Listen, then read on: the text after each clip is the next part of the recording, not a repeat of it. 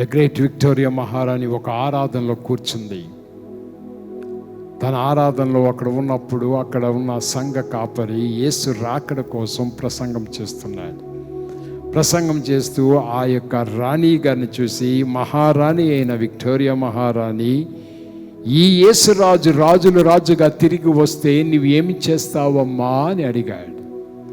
ఆ మహారాణి లేచి ఒక్క మాట అంటది, ఆ యేసురాజు తిరిగి వస్తే నా కిరీటాన్ని ఆయన పాదాల కింద దగ్గర పెట్టి ఆయన స్తుతిస్తాను.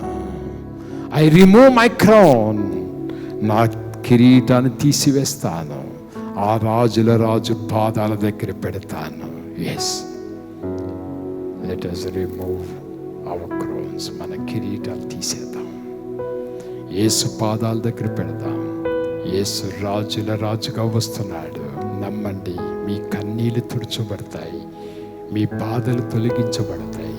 అక్కడ హింస అయినను దుఃఖమైన ఉండదు.